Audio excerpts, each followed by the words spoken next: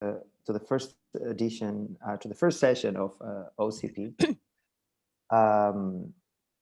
We are pleased to have Eulalia Bonet as our first invited speaker, and Claudia Pons-Moll will be her chair. So I give the floor to both of them. Thank you. Okay, thank you, Chiku. It's a real pleasure for me to introduce you, my friend, colleague, and professor, Eulalia Bonet. Eulalia Bonet obtained her PhD in linguistics at MIT in 1991 with an influential doctoral thesis entitled Morphology After Syntax, Pronominal Clitics in Romance. Since 1992, she's professor in the Department of Catalan Philology at the Universitat Autònoma de Barcelona and an active member of the Center for Theoretical Linguistics. Her research focuses on phonology and morphology, especially in relation to the interface between these two components of grammar, and more occasionally in connection to syntax, and deals with data mainly drawn from Catalan and Spanish, but also from other languages, especially Romance. Her proposals, most are framed within optimality theory, but with insights from distributed morphology, concern a wide and rich variety of phenomena, among many others, the structure of pronominal clitics, the notion of impoverishment, the effects of the person-case constraint, the phonology of rhotics in Romance, the syllabification of Catalan clitics, allomorphy, both phonologically and lexically conditioned, the mapping between morphemes and their exponents, the timing and the interaction between phonological and morphological operations, and the prosodic and morphological effects caused by enclisis on verbal forms, a topic which I guess she's going to speak about in her talk today. She has published in high-profile journals such as Natural Language and Linguistic Theory, Linguistic Inquiry, Phonology, Probus, Lingua, Glossa, Catalan Journal of Linguistics, and many others, and has been involved in several specialized international volumes, both as author and editor. And let me finish by saying that currently she's working on an exciting project. She's one of the co-editors of the Wiley Blackwell Companion to Morphology, to be published in 5 volumes. The floor is yours, Eulalia. I would have liked to be physically next to you in the amazing surrounding of Ibiza. This time around, this has not been possible, but I'm sure we will have the opportunity to meet there next to Chiku too, that has worked very hard since 2019. So I think we'll find the opportunity to meet there very soon in a future event. So the floor is yours, Eulalia. Thank you, Claudia, for this very nice presentations. So first, I wanted to thank the organizers for inviting me to be a speaker of OCP 18. I wish we could have all met in gorgeous Ibiza. But I must say that an advantage of having an online conference is that you get to see people who wouldn't have been able to make it in normal circumstances, so people who wouldn't have been able to go to Ibiza. So that's the good side of it. So I'll start now. I have uploaded my slides because there's a lot of data, and it might be more difficult to follow if you don't have the data in front of you. So, so this is on the phonology-morphology interface in enclisis. Let me see how. Okay. Cliticization can have many different effects on both the host and the clitics.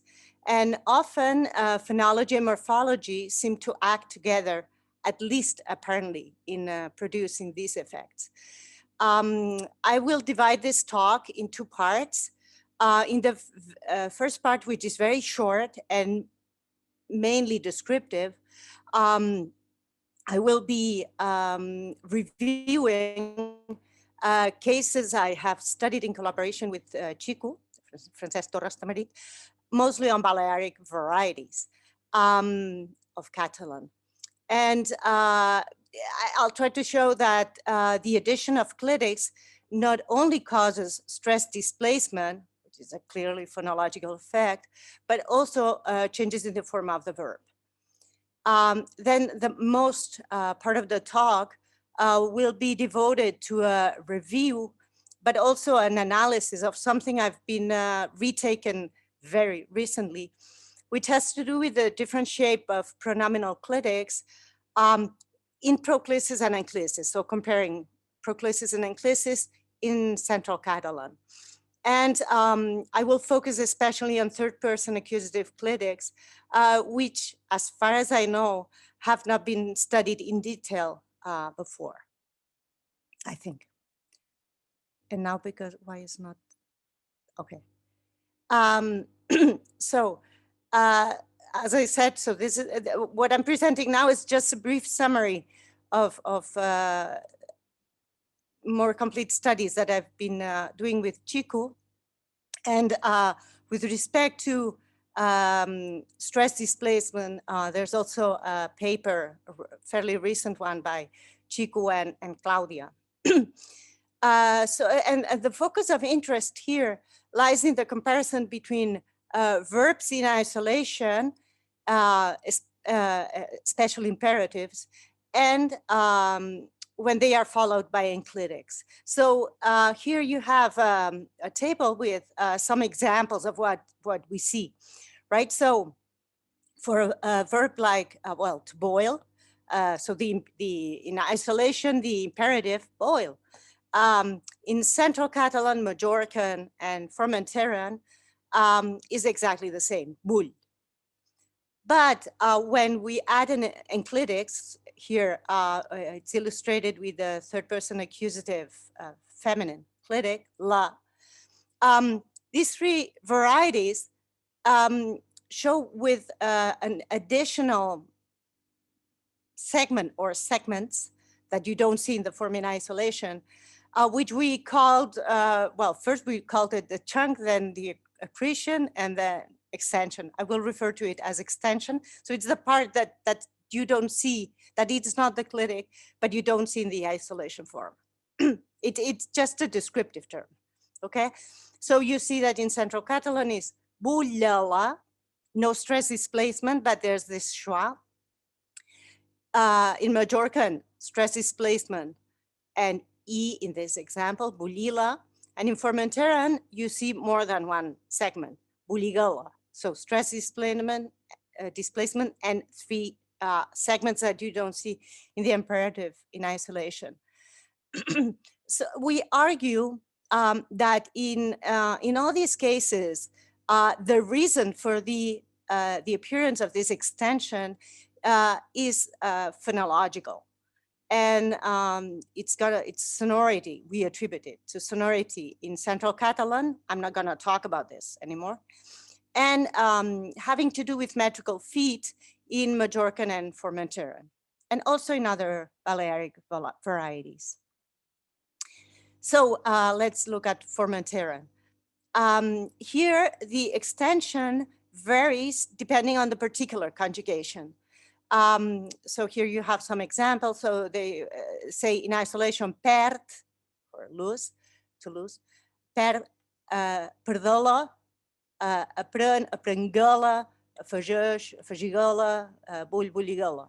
So we can have a, g, iga added, right? And we claim that the presence of the extension is motivated by the need to have a good right-aligned morayic trochee in enclisis. So if you didn't have the extension, you would say things like perdla or prendla or fajejla or bulla.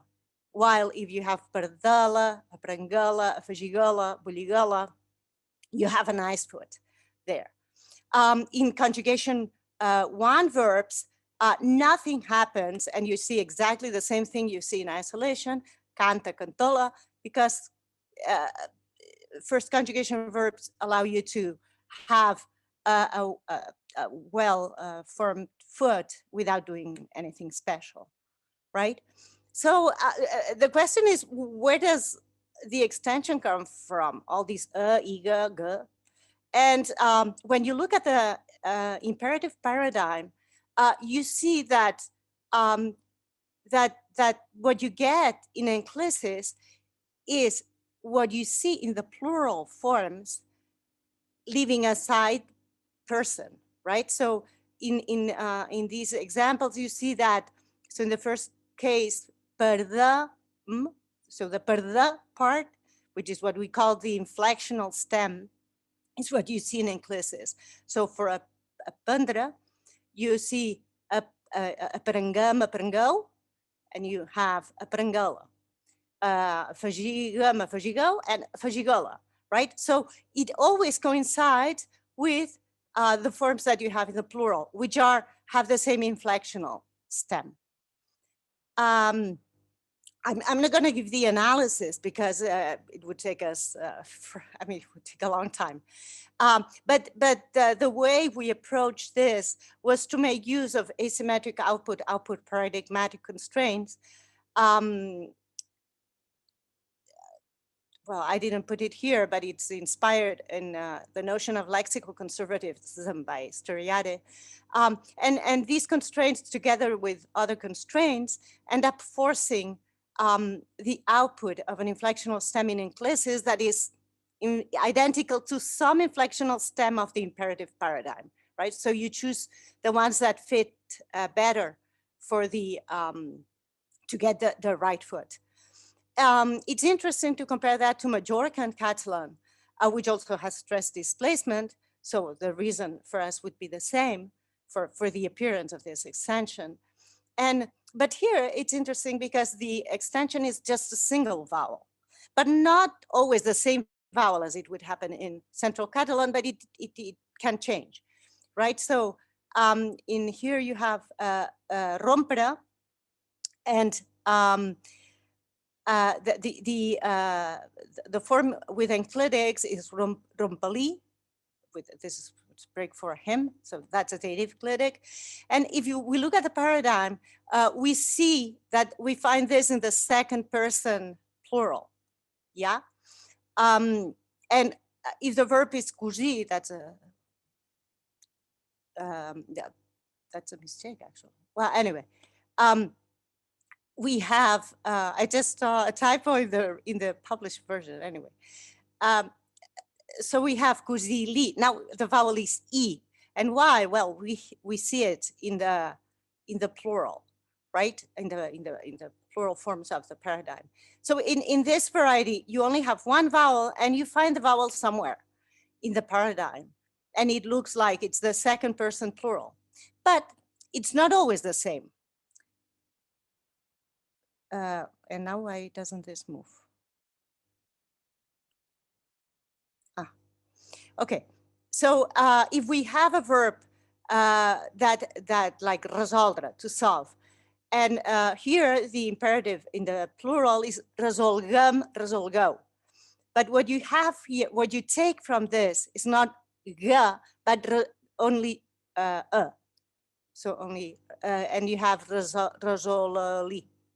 Right, so we analyze this as more or less the same way, but here you want to have a form that differs minimally from the form of the one you would want to have, which is resol, right? The one on the left, resol is the one you would want to have. So there's this kind of tension. So you take as little as possible of some other form of the paradigm.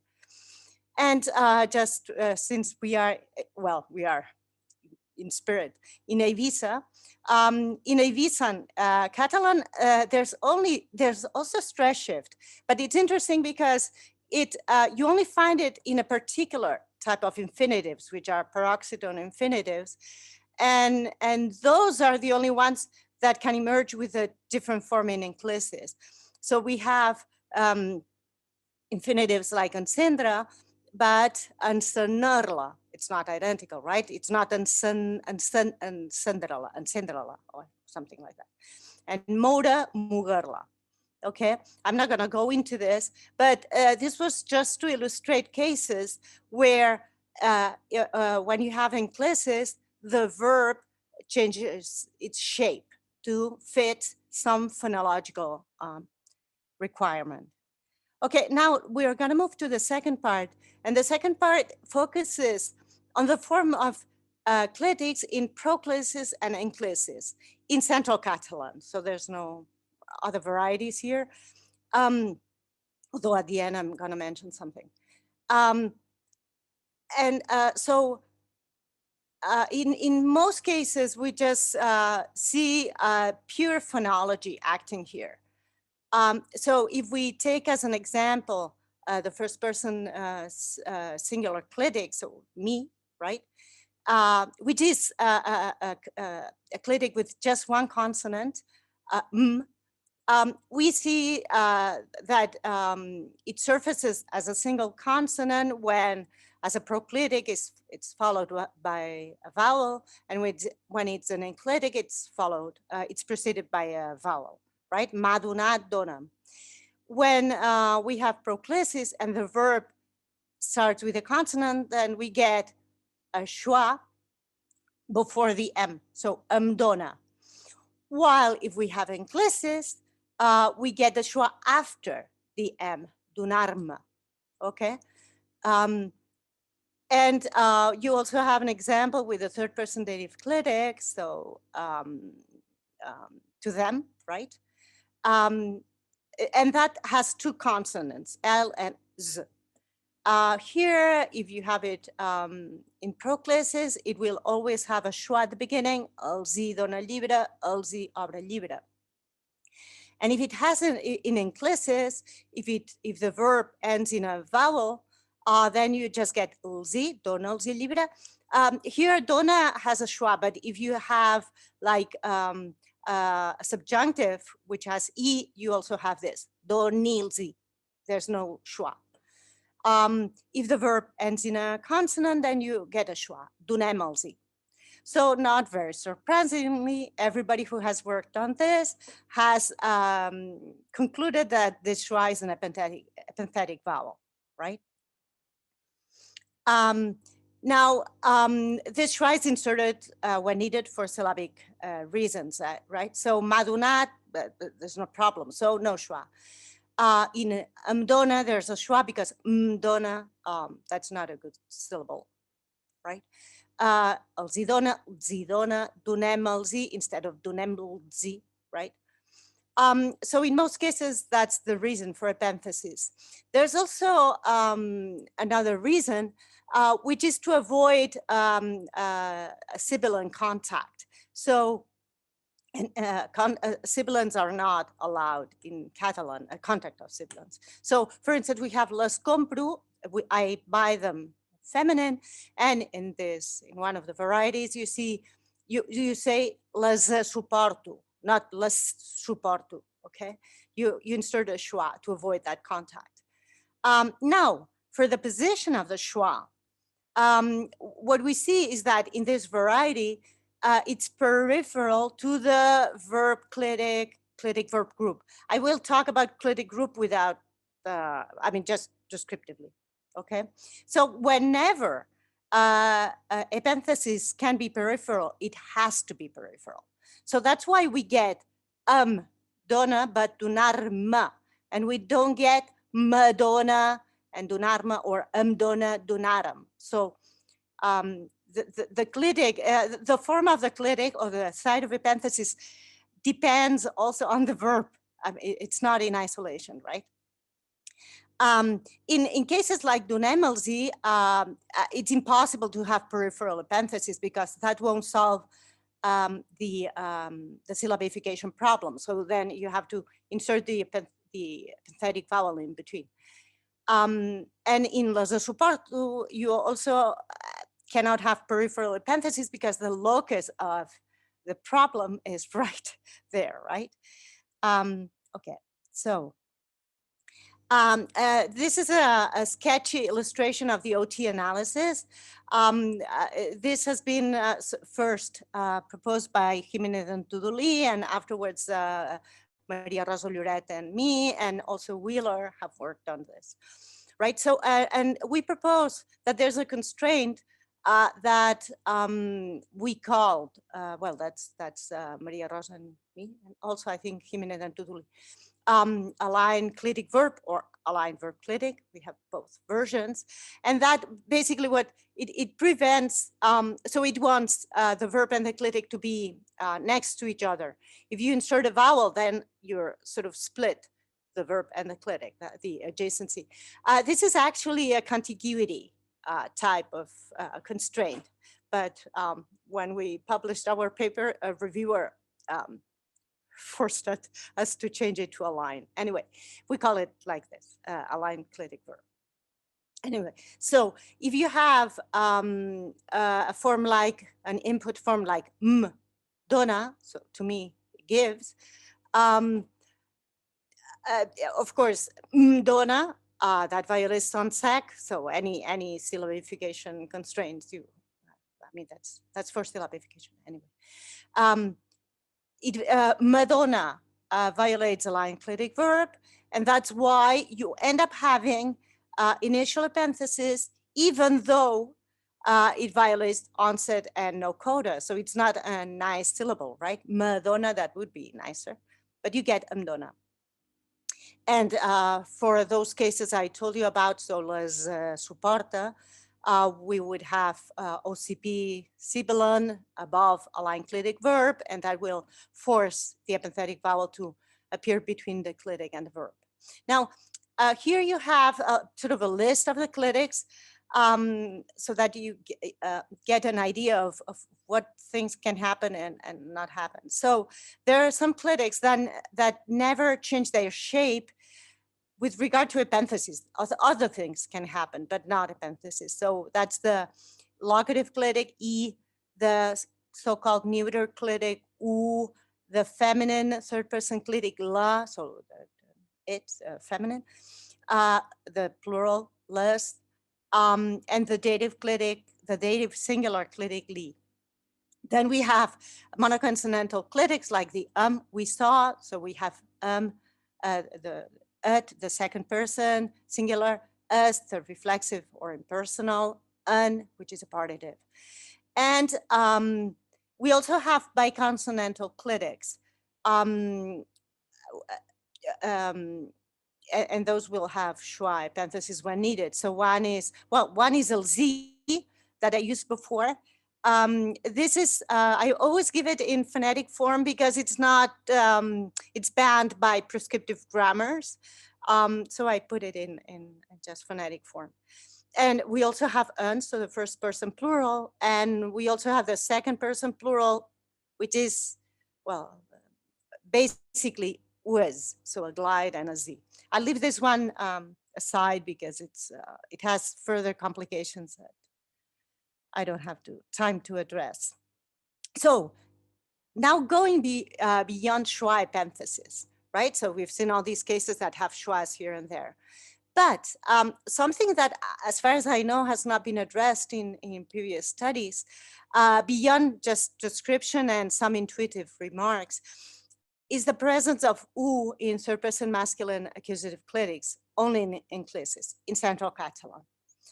Okay, so here I just, I have repeated what we have with the first person singular clitic, the one that's just a consonant, and we can compare it with the third person masculine accusative singular clitic, which is an L, right? So in proclisis, they look the same. So madunat, ladunat. In enclisis, when it's a vowel, the same. Donum, donal. In proclisis, when there's a consonant, epenthesis. Dona, aldona. But when the verb ends in a consonant, we get donarma with schwa epenthesis, but donarlu, not donarlo, okay? Not schwa epenthesis, but u. And when we look at the third person masculine and plural accusative, we see the same. So we have Schwa epenthesis in proclisis, els ha donat. We have Donald's when it ends the verb. So in enclisis, when it ends in a vowel, Donald's. We have Schwa when it's a proclitic and begins with a consonant. Well, that's irrelevant, els dona, but donar-los, right? So, well, in proclisis, we see an epenthetic vowel when and where it's expected. So, you know, it avoids syllabification problems and appears in peripheral position as we had seen. So no mystery here. In enclisis, syllabification problems are not solved through Schwa epenthesis, but through the presence of this U, right? So we have donarlo and donarlus, where in first person we would have a Schwa donarme or donemalzi, breaking the contiguity between the verb and the clitic. So, and what we see is that this U appears in the same position as Schwa does in the feminine clitic, donarlo, donarlas. Here the Schwa is the feminine morph. Well, and we don't see this U, I don't know, appearing in the, before the L of the clitic. So there's nothing like donemuls, or there's no Schwa after the L, right?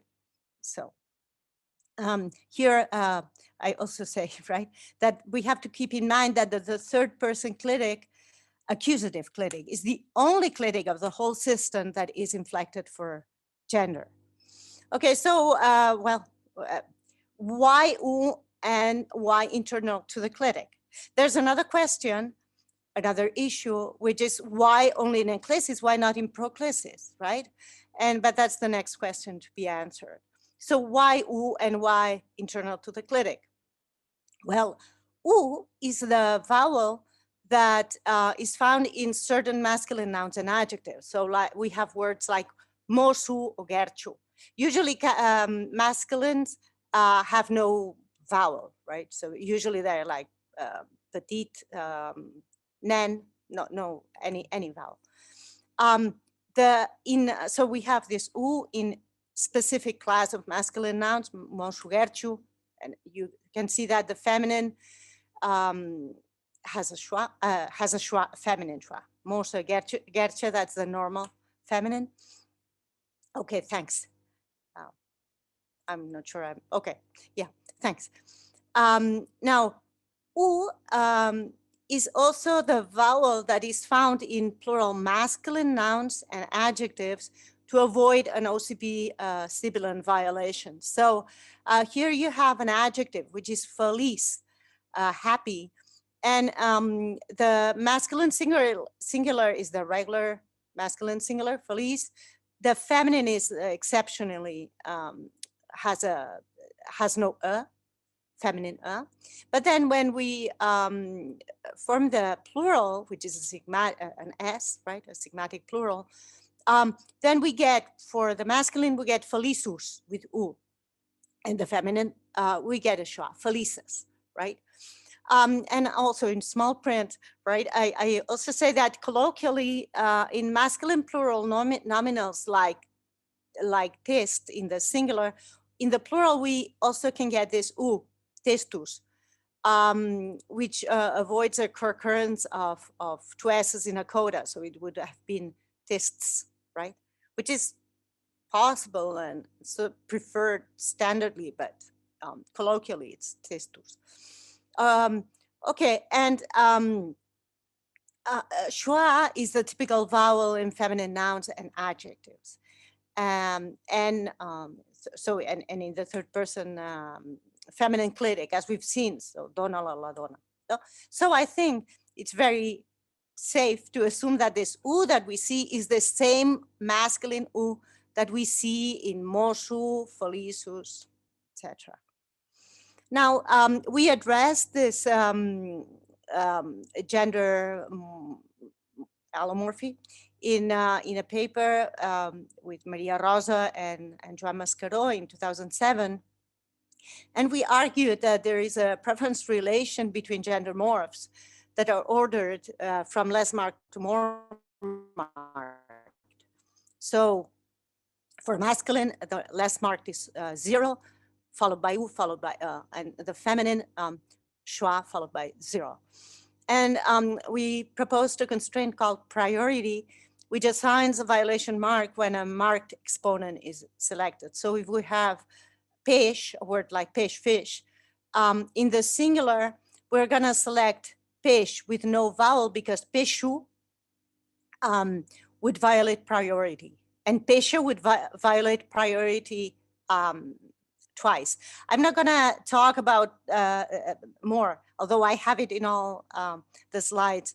I'm not gonna talk about this Schwa masculine exponent because it's gonna be harmonically bound by U in all cases. So I'm not gonna mention it again. Okay, and by the way, so in blue I always put inflectional vowels, and in red epenthetic vowels. Okay, so anyway, so when we have the plural of pêche, we end up selecting pêchus because pêches would violate OCP, right? So we end up selecting pêchus. So the U. Now, the other question was, why do we have U only in enclisis, right? So the same constrained ranking that predicts U, why U appears only in enclisis, sorry, the same constraint ranking that we had predicts that U will appear only in enclisis. And we will predict that when the clitic is plural, as we'll see. So if we have something like purtemlus, why do we say purtemlus and not purtemals or purtemls? Well, because purtemls, that's impossible because that violates Sansec, right? But if we put an epenthetic vowel between the verb and the clitic, that would violate a line verb clitic that we had before, right? So, and that would be selecting the 0 morph. So we end up selecting U for the clitic, right? And so that's why we get purtemlus. Now, in proclisis, why do we get els portem and not lus portem? Well, because we prefer, so portem is out, right? Because if we selected lus portem, we would be violating priority. A line verb clitic is not violated because epenthesis can be peripheral, right? So els portem, that's fine. No problem either when we have the singular version of the clitic, that's one consonant, when it's in proclisis. So we have el portem, lo portem, la portem, as candidates, right?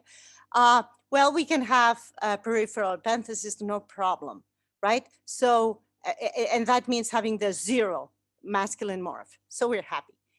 The problem comes when we look at enclisis with this clitic that has just one consonant, right? So the ranking I gave forces us to have purtemla as the selected candidate, not purtemlu as the real form, right? And why is that? Well, if we had epenthesis between the verb and the clitic, we would get purtemel that would violate a line verb clitic. And if we have peripheral epenthesis, and that means selecting the 0, if we selected, sorry, U, that would violate priority, right? Because we would prefer to have peripheral epenthesis and a 0 morph. So that's bad. That's bad. right? So we have to do something. So some observations and a possible way to go.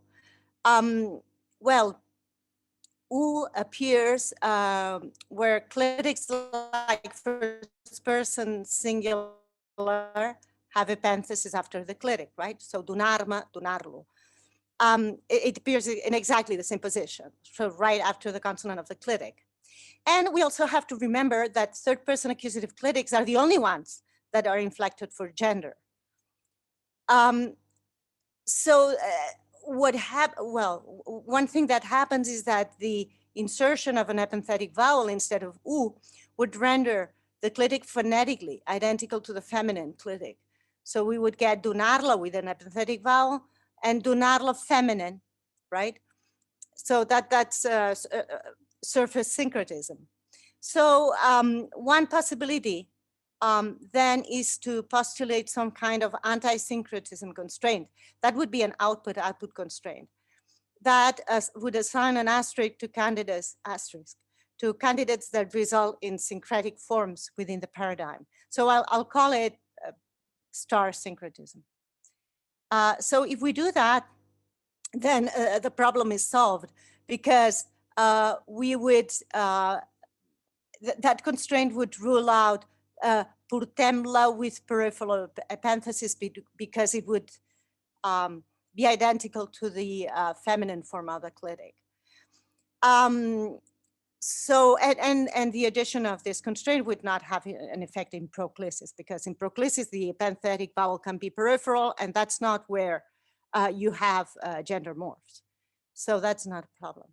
But there's one worry, which is that if syncretism, this star syncretism, is crucial in preventing Schwa epenthesis and cliticization, well, a question is, why doesn't it prevent it elsewhere, right? So here you have the paradigm of the adjective pobre, poor, and the real paradigm has, well, in all analyses that I know of, has a masculine with an epenthetic vowel, pobre, and the feminine with gender, a feminine gender vowel. So there's syncretism here and nothing happens. Well, one way out of this is to have a more specific version of this star syncretism relativized to pronouns. We would still have this general constraint, but it would be ranked lower. So it wouldn't affect adjectives. Now, having this more specific constraint, that's perfect, thanks. Having this more specific constraint, I think would have a grounding in syntax semantics. Why? Because if we think about this, gender and number in adjectives is a result of concord and is totally dependent on nouns. So the fact that adjectives have syncretism is, I mean, it's not a problem, right? I mean, concord is just a mechanic operation. But in pronouns, gender is important. Pronouns are anaphoric and they have inherent 5 features. And we actually, I mean, if we think of pronouns in Catalan, in pronominal clitics, these are the ones that are have a case distinction, something that has been lost in all other areas of grammar, right? So it makes sense that pronouns are special. And we could add as evidence that when we look at languages like English, English has gender only in pronouns. It doesn't have gender, well, actually, it doesn't have a gender in nouns, and of course then not in adjectives, right? So I think it makes sense to go this way. We could also try to find an alternative to the analysis. So I'm gonna be sketching something. So, and it's taking U, this U that we've been seeing here and there, as a floating segment. And that has been proposed by Tobias Scher. he suggests that the U found in words like gossus, I illustrated it with peshus, he says that it could be understood as a floating segment that is provided with a syllabic support only when needed. So the idea is that for a word like morsus, the U would be a real U attached with its X slot or with mora if you want, whatever. So a real grounded segment, while the one in peshus, the one that, right, where you have the singular pesh, would be a floating U.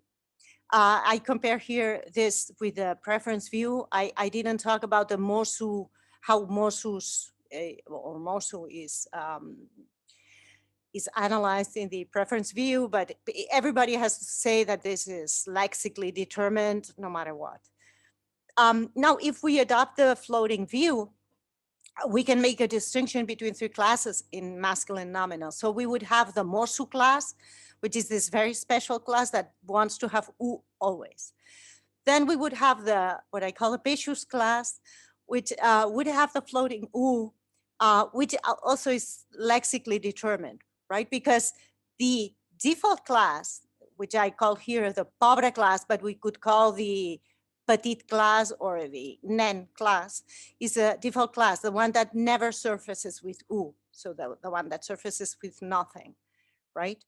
Under this view, then third person accusative clitics would belong to the peshus class, which is different from the adjectives like pobre, right? So we wouldn't have this, what I had to do with this special syncretism, star syncretism applied to pronouns. Therefore, ungrammatical outputs like pobru could not be generated here under this view, simply because pobre doesn't have any U floating or not floating. So, and I think this alternative should be further explored. But let me say that I have some preliminary concerns, and they are the following. So for cases like peshus, the set of items that behave alike under this view is not derived by the grammar as it is in the preference view, but it must be stipulated and cannot be directly related to an avoidance of sibilance, which is general in Catalan. So taking notation from distributed morphology, this floating U, we would have to say that it is the masculine exponent, but in the context of sibilance. And of course, what one would wonder, why in the context of sibilance and not plosives, not nasals, not I don't know what, right? That's why I say it would be stipulative. And in any case, in the case of third person of pronominal clitics, well, we still need to account for the asymmetry between proclisis and enclisis and the appearance of U. So the kind of derivation, computation that we need to derive this must be there. And at least right now, I don't see how the analysis would differ substantially from the preference view beyond not meeting the anti-syncretism constraint.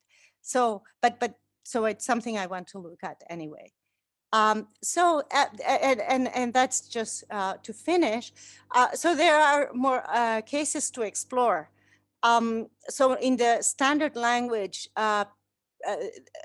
U, this U that we saw only in third person accusative clitics, you also see it in third person plural dative clitics. Remember, I told you that the LZ form was given in phonetic form because it's banned. In the standard language, it's supposed to be a syncretic form with the third person accusative clitic, third person accusative plural clitic, masculine. Anyway, so als. Okay, als, and dunemlus. Yeah, so it has the same distribution as the accusative clitic, only that here there's no gender involved. Yeah. So this one we can, either analyze it as, as the third person clitic having two allomorphs, L and Lu. And another possibility would be to take the floating view and say that one is, so that it just, you have one exponent, but with this floating U, which sounds appealing. But in any case, the concerned ranking given earlier would, I think, the same ranking would account for the distribution. And we also have this plural clitic, which in Central Catalan is always nze. In the standard language, it also has the same distribution with news at the end. The analysis would basically be the same, and the only thing we have to decide is whether we want to go for allomorphy in the regular sense or in the floating sense. I'm not sure it's anything else than a notational variant, but I don't know. And another thing it would be interesting to look at is the alternation between LZ and LIS in some varieties. So there are some varieties that have the form LZ that we had seen for the third person dative plural clitic. They have it in all positions, LZ dona el llibre, LZ obre el llibre, dona els el llibre, but they have LIS when only in the cases where in Central Catalan we would have a schwa breaking the adjacency between the verb and the clitic. Only there they have LIS, and that's found in I think I say it in the following slide. Anyway, this is found in Balearic varieties, but also in the Barcelona area. Yeah, big area. This has been banned by prescriptive grammars because they say that this is just an adaptation of Spanish LIS, and they ban it, and that's it. They forget about it. But it's interesting that form exists, and that it appears exactly where we would have epenthesis breaking the verb and the adjacency of the verb and the clitic. Okay. Oh, I'm more than fine. Okay, so okay, so and here the question is then how to analyze this, right? So so the question, because I have 5 minutes, right? So the question is, what's happening when speakers have this LIS form? In the singular, remember, so the singular is li, li, and the plural is LZ. Usually this third person dative clitic, you have it in some earlier slides. It's segmented as L being the exponent of third person, Z the exponent of plural, E the exponent of dative. So if we do this, I mean, what in this list looks like a metathesized form. But if we take li as the singular, right?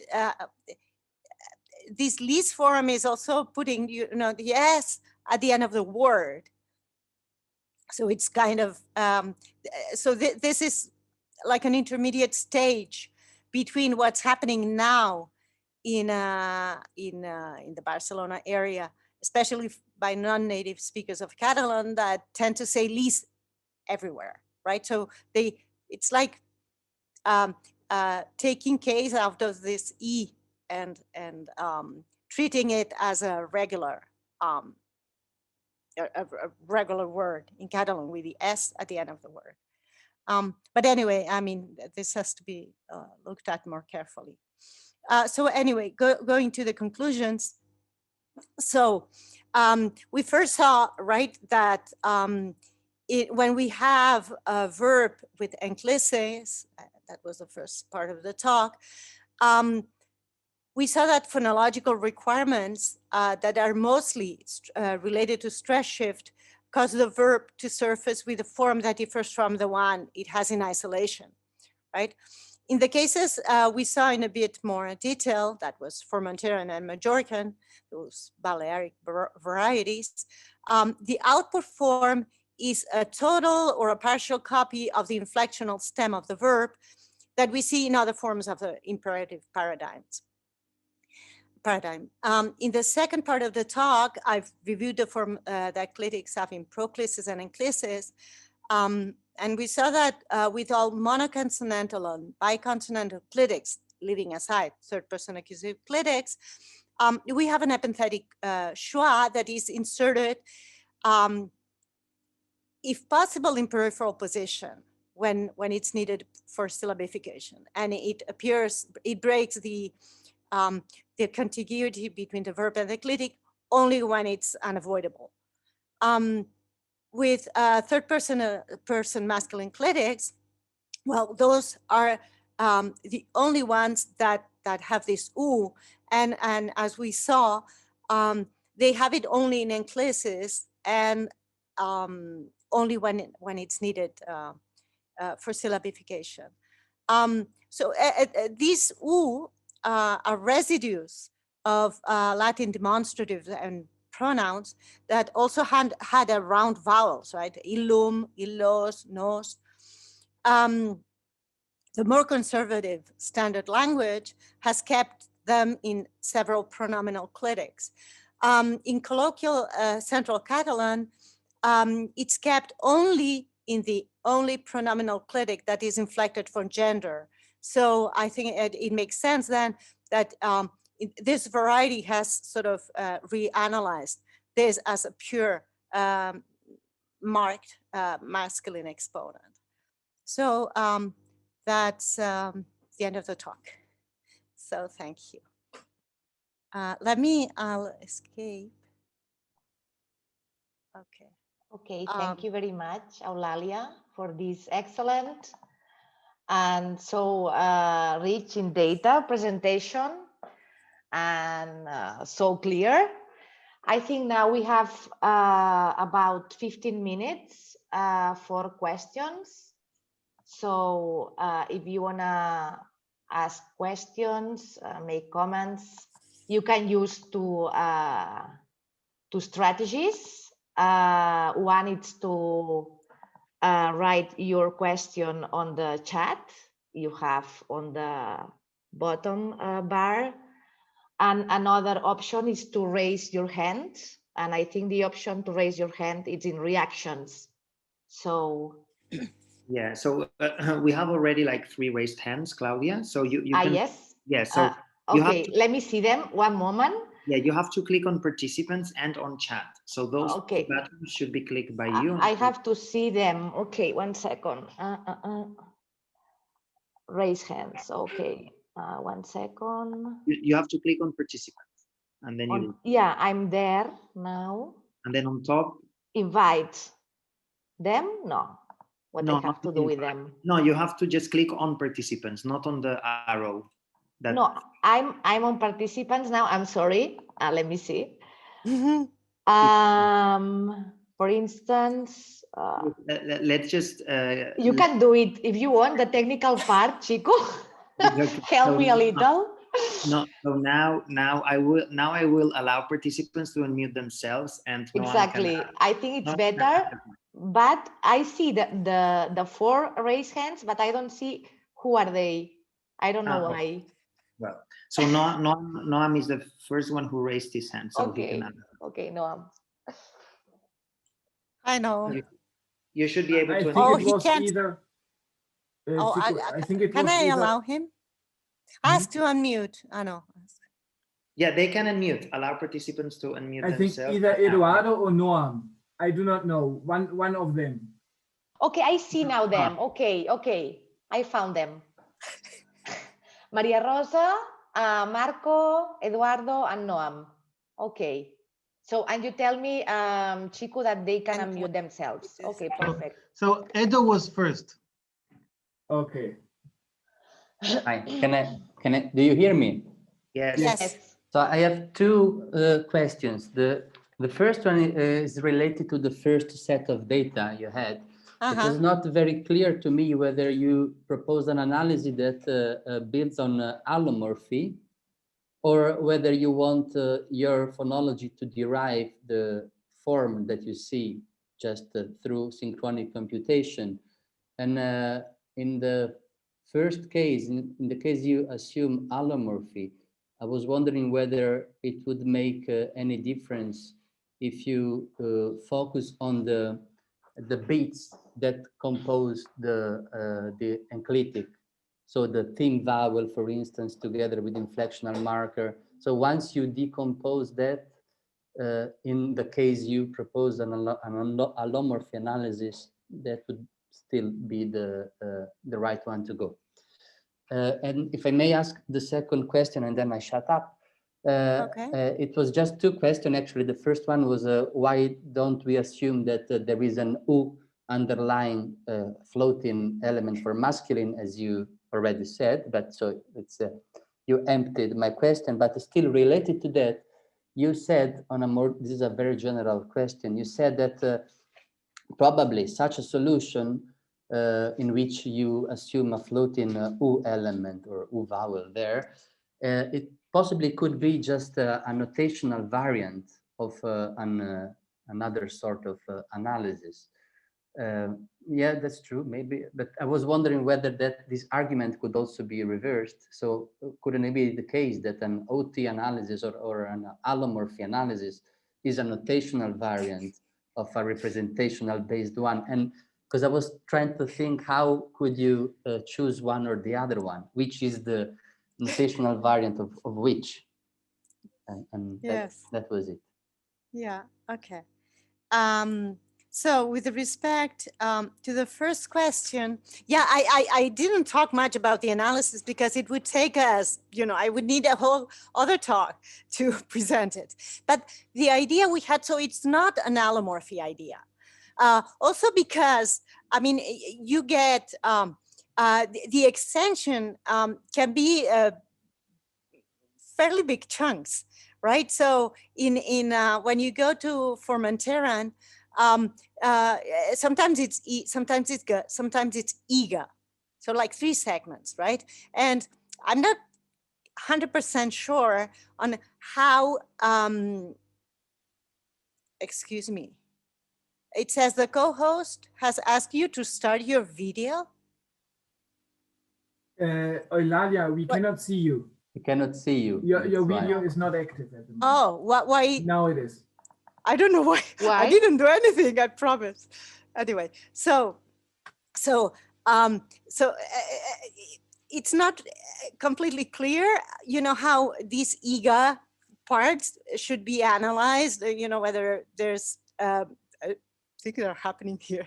Anyway, so it's unclear. So anyway, so the way we went was not that, but it was, so the idea is it's like an output way of looking at it. So it's the idea is that you have access to a listed forms of the output forms of the paradigm.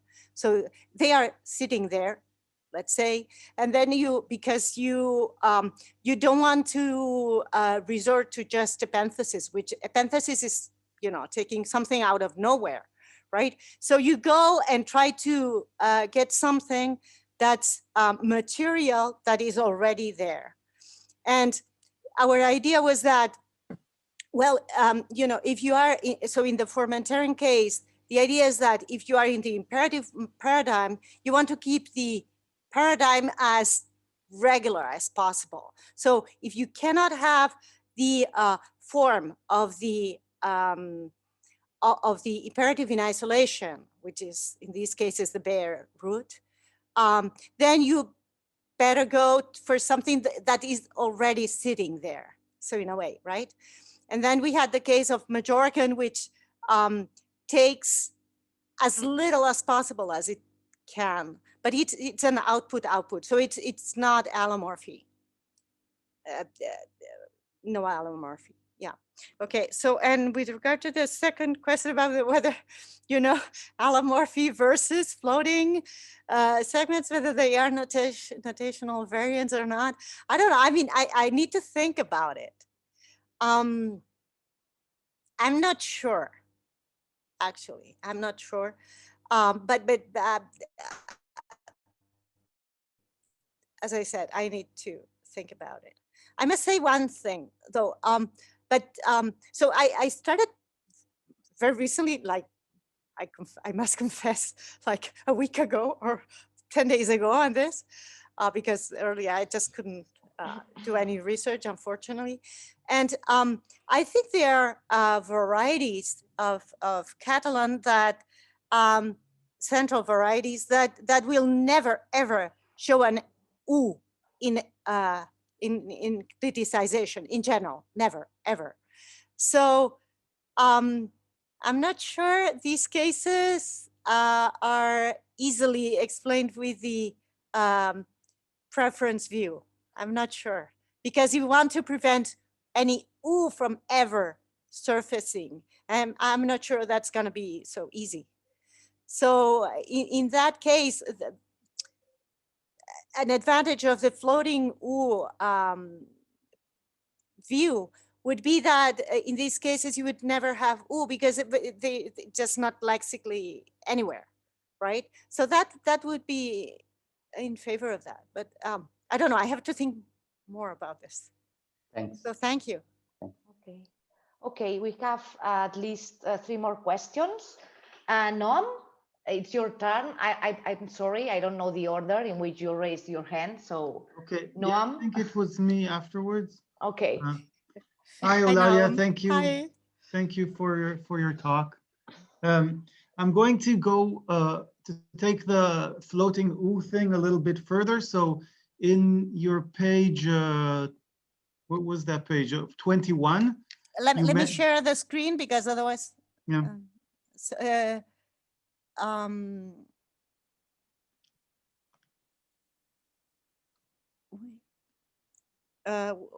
21? 21, yeah.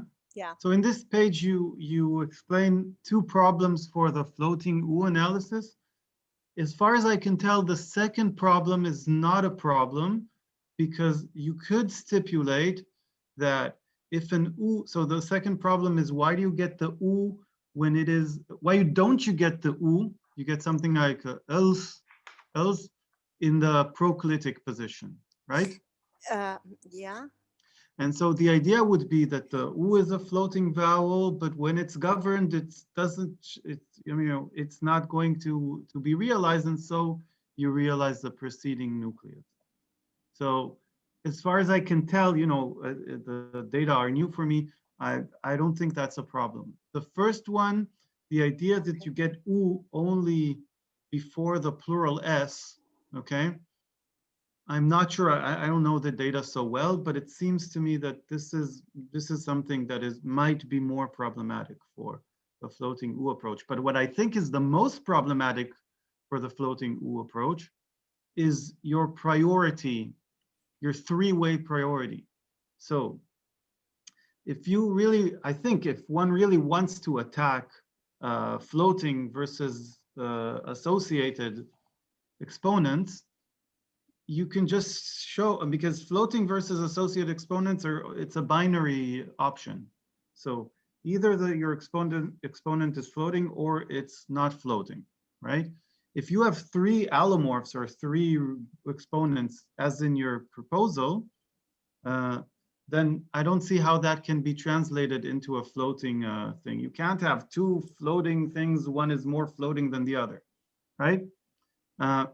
However, you said in your explanation that is harmonically bound by U. So in fact, why do you really assume that there are 3 exponents for the masculine singular? Okay. Yeah. So let me see. Maybe one of the slides that has no. Which one was? So for example, here, yeah, you no, have no, yeah, no. Where are they? I wanted to show. Oh no, yeah. So this one. Sorry. Yeah, okay, yeah. So in the what I call the preference view, the schwa that you have at the end. So the idea is that all exponents of masculine are ordered. So this schwa that you get as the third preferred one is the one you get in words like father, or the adjective uniform or something, uniforme, where the presence of a final schwa cannot be attributed to epenthesis at all, because you have a perfectly syllabified consonant. So why don't we get uniformu there with an Oh, U? in the preference view, or in the preference view? Oh, in the preference view, because the idea. Okay, so this only gives you a markedness relation, but for cases where a specific vowel that is not 0, so nothing, or an occasional U, in all these cases, this has to be lexically determined. So in the same way that in the preference view, you have this mosu, where you have this U that has to be attached, right? In the uniforme or para cases, you would have a schwa attached. And that has to be like that has to be in anybody's treatment of anything. So mosu and para have to be lexically determined, and they have to have a real vowel, not a floating one ever.